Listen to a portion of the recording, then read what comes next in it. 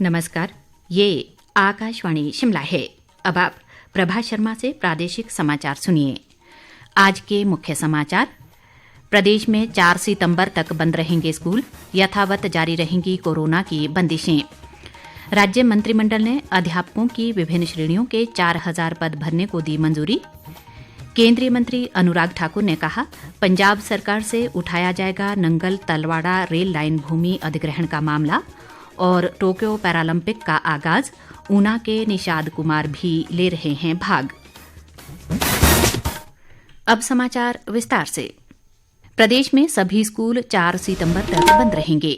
शिमला में आज मुख्यमंत्री जयराम ठाकुर की अध्यक्षता में हुई राज्य मंत्रिमंडल की बैठक में ये निर्णय लिया गया। स्कूली बच्चों को कोरोना संक्रमण से बचाने के उद्देश्य से ये निर्णय लिया गया है। इसके अलावा शिक्षा विभाग में अध्यापकों की विभिन्न श्रेणियों के 4,000 पद भरने को भी बैठक में मंजूरी दी गई।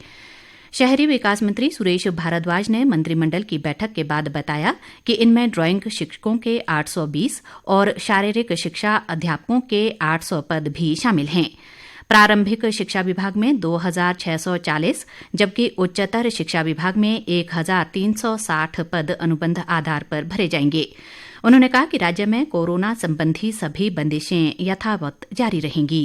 हिमाचल प्रदेश मंत्रिमंडल ने एलिमेंट्री तथा हायर एजुकेशन दोनों डिपार्टमेंट्स में 4,000 अध्यापकों की जो विभिन्न कैटेगरी के होंगे पद जो है वो स्वीकृत किए हैं, जो तुरंत भरे जाएंगे। जो रिस्ट्रिक्शंस हैं जो आज तक लगाई है उसमें किसी भी प्रकार की ढील नहीं दी गई है। स्कूल 4 सितंबर तक बंद रहेंगे।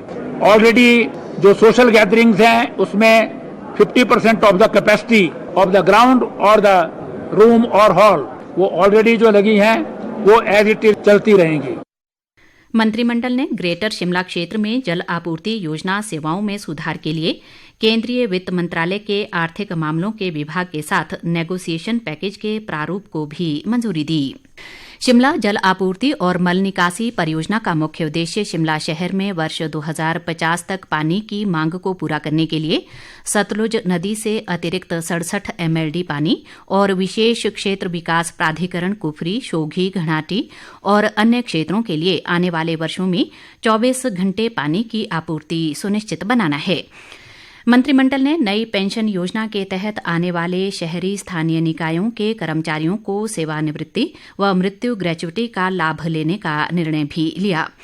बैठक में मंडी जिले के चुराग में नया विकास खंड कार्यालय और बगस्याड़ में अटल आदर्श विद्यालय खोलने को मंजूरी दी गई। बैठक में कोविड-19 की स्थिति और संभावित तीसरी लहर से निपटने की तैयारियों पर भी प्रस्तुति दी गई।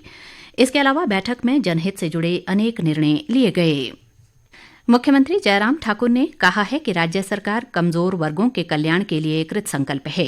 राज्य अनुसूचित जाति आयोग के नवनियुक्त अध्यक्ष वीरेंद्र कश्यप के नेतृत्व में उनसे मिलने आए एक प्रतिनिधिमंडल को संबोधित करते हुए मुख्यमंत्री ने कहा कि सरकार ने कमजोर वर्गों के उत्थान के लिए अनेक योजनाएं चलाई हैं।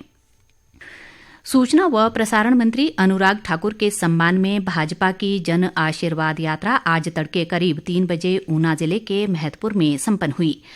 यात्रा की समाप्ति के बाद अनुराग ठाकुर नई दिल्ली के लिए रवाना हुए। जन आशीर्वाद यात्रा के दौरान महतपुर में अपनी आखिरी जनसभा को संबोधित करते हुए उन्होंने कहा कि इस यात्रा ने इतिहास रच दिया है और इसमें प्रदेश में लाखों लोग जुड़े। अनुराग ठाकुर ने कहा कि यात्रा के दौरान लोगों में भारी उत्साह देखा गया, जिसकी किसी ने कल्पना भी नहीं की थी। लाखों लोग इसमें जुड़े हैं और कहीं ना कहीं हिमाचल के लोगों को ये लगा है कि ये केवल अनुराग को जिम्मेदारी नहीं, ये पूरे हिमाचल प्रदेश का मान सम्मान बढ़ा है। अगर आशीर्वाद लेना कांग्रेस को सपना लगता है तो नाशुक्रे लोग हैं, ये पीड़ा है उनकी। और पीड़ा इस बात से भी नजर आती है कि जो वातावरण हिमाचल प्रदेश में बना है वो कांग्रेस के लोग भी दबे मन में कहते हैं कि आज तक ऐसा वातावरण नहीं देखा। जन आशीर्वाद यात्रा से जनसंपर्क बहुत ताकत के साथ हुआ है। अनुराग ठाकुर ने कहा कि नंगल ऊना तलवाड़ा रेल लाइन में भूमि अधिग्रहण का मामला पंजाब सरकार से उठाया जाएगा और यदि पंजाब सरकार ऐसा नहीं करती है तो रेल मंत्रालय से इस रेल लाइन का ट्रैक बदलने का आग्रह किया जाएगा।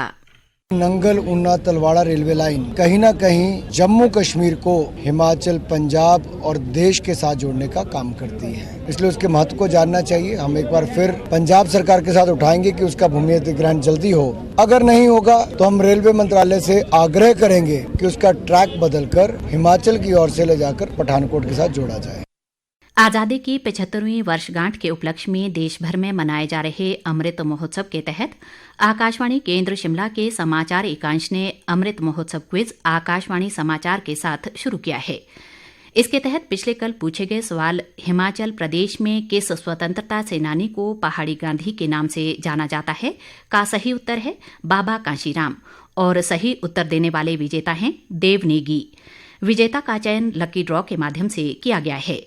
विजेता को हिम ऊर्जा के सहयोग से पुरस्कार और प्रमाण पत्र प्रदान किया जाएगा। टोक्यो पैरालंपिक का आज से जापान की राजधानी टोक्यो में आगाज हो गया है। टोक्यो के ओलंपिक स्टेडियम में आज शाम रंगारंग उद्घाटन समारोह हुआ। हमारे पास पंख हैं उद्घाटन समारोह की थीम रही। भारत के 11 सदस्यीय दल ने उद्घाटन समारोह में भाग लिया। टोक्यो पैरालंपिक में भारत के 54 एथलीट भाग ले रहे हैं। प्रधानमंत्री नरेंद्र मोदी ने एक ट्वीट में उम्मीद जताई है कि भारतीय खिलाड़ी पैरालंपिक में बेहतर प्रदर्शन कर दूसरों के लिए प्रेरणा स्रोत बनेंगे। केंद्रीय युवा कार्य व खेल मंत्री अनुराग ठाकुर ने भी टोक्यो पैरालंपिक में भाग ले रहे सभी भारतीय खिलाड़ियों को शुभकामनाएं दी हैं। एक ट्वीट में उन्होंने उम्मीद जताई कि भारतीय एथलीट बेहतर प्रदर्शन कर देश का नाम रोशन करेंगे। ऊना जिले के निषाद कुमार भी पैरालंपिक खेलों में भाग ले रहे हैं। मुख्यमंत्री जयराम ठाकुर ने उन्हें शुभकामनाएं देते हुए उनसे बेहतर प्रदर्शन की उम्मीद जताई है।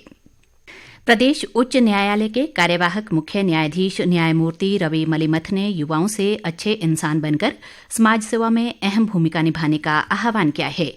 शिमला के निकट घंडल में राष्ट्रीय विधि विश्वविद्यालय में आज आयोजित एक कार्यक्रम में मुख्य अतिथि के रूप में भाग लेते हुए उन्होंने कानून के विद्यार्थियों को पढ़ाई में सर्वश्रेष्ठ प्रदर्शन करने को कहा ताकि वे भविष्य में बेहतरीन न्यायविद बन सकें।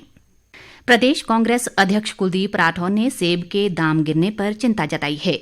उन्होंने सरकार से इस मामले में हस्तक्षेप कर सेब व्यापारियों की मनमानी पर रोक लगाने की मांग की है। उन्होंने कहा कि सेब के मूल्य खुली बोली से तय किए जाने चाहिए। कुलदीप राठौर ने सरकार पर सेब बागवानों की अनदेखी का आरोप भी लगाया। आज़ादी का अमृत महोत्सव विषय पर फील्ड आउटरीच ब्यूरो शिमला द्वारा आज एक वेबिनार का आयोजन किया गया। इसमें राजकीय कन्या महाविद्यालय की एनसीसी छात्राओं सहित अन्य कॉलेजों के 100 से अधिक विद्यार्थियों ने भाग लिया। जाने माने इतिहासकार प्रोफेसर ओम प्रकाश शर्मा ने मुख्य वक्ता के रूप में देश की आज़ादी में हिमाचल के स्वाधीनता सेनानियों के योगदान पर प्रकाश डाला। कोविड वैक्सीन स्लॉट अब सोशल मीडिया प्लेटफॉर्म व्हाट्सएप के जरिए बुक किए जा सकेंगे। केंद्रीय स्वास्थ्य मंत्री मनसुख मांडविया ने आज एक ट्वीट में कहा है कि मोबाइल नंबर 9013151515 के जरिए शहरी क्षेत्रों में स्लॉट बुक किए जा सकते हैं। उन्होंने कहा कि 6 अंकों का OTP दर्ज करने के बाद लोग पसंदीदा तिथि, स्थान, पिन कोड और वैक्सीन चुन सकते हैं। अंत में मुख्य समाचार एक बार फिर। प्रदेश में 4 सितंबर तक बंद रहेंगे स्कूल, यथावत जारी रहेंगी कोरोना की बंदिशें। राज्य मंत्रिमंडल ने अध्यापकों की विभिन्न श्रेणियों के 4000 पद भरने को दी मंजूरी। केंद्रीय मंत्री अनुराग ठाकुर ने कहा पंजाब सरकार से उठाया जाएगा नंगल तलवाड़ा रेल लाइन भूमि अधिग्रहण का मामला। और टोक्यो पैरालंपिक का आगाज, ऊना के निषाद कुमार भी ले रहे हैं भाग। इसी के साथ ये समाचार बुलेटिन समाप्त हुआ। नमस्कार।